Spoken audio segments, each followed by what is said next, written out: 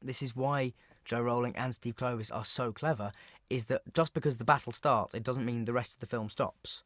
Because all the other characters and all the other relationships and all the other stories carry on in the battle. That's what's great. That's why you don't just feel it's just a battle sequence, because all those other things that you know from Harry Potter, like the humour and the romance and all that stuff, is all feeding into it. I mean, not Harry's not experiencing too much humour or too much romance, but although he does get a mid-battle kiss, which I instigated, I have to say, the other day. I said we'd probably kiss at this moment, wouldn't we? It might be one of those sort of like, I could be dead any minute now, Ginny. We should probably kiss. So there's one of those moments, but it's like all those stories carry on within the battle. I mean, it's going to be huge, yeah. They all know that the reason they're here and the reason they're on this journey is much bigger than any one of them, or even all three of them, or even all of their friends and their families. It is bigger than all of that.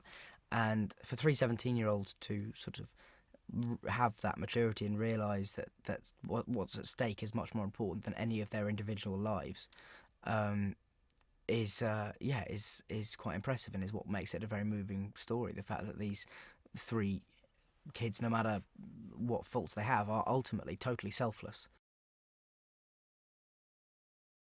He starts off the most composed and the most in control we've ever seen him in the first part of the seventh.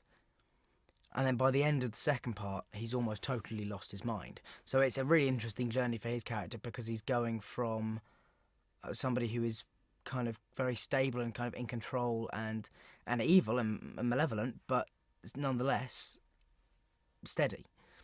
And as Harry starts destroying parts of his soul, he starts slowly kind of losing his mind as well. It was just odd to see something that has always been so solid and so huge and so vast look kind of so small suddenly, and full of stretches and rubble, and just look like it has been destroyed. And it's going to be very odd for people, I think, to see that, who've seen all of the films, to suddenly see the Great Hall in ruin.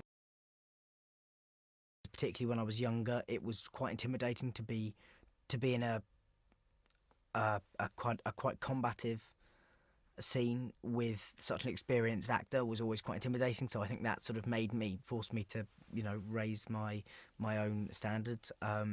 So yeah, I've always enjoyed working with Alan. He's great, and he's a fantastic actor. I mean, he's the way he thinks about scenes, the way he breaks them down, the way he thinks about particular moments it's quite inspirational. Particularly, he's one of those actors which is rehearsing with him is fantastic, because when you get an insight into his thought process, it's great. Yeah, I'm a big fan. I wouldn't try and sum it up yet.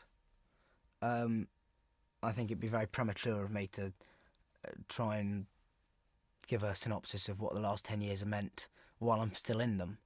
Um, I think you can only really tell what something's done for you, or done to you, or done with you when you finished something. And so I will one day, I'll be able to look back and say, I know certain things about it. I know I've had a great time.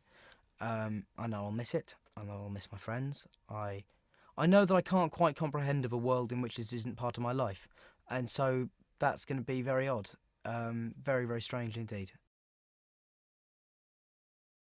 There'll never be a frame of any of these films that I don't look at and connect immediately to a memory of this place, or of somebody, not even involved in the films, but somebody who I met through them.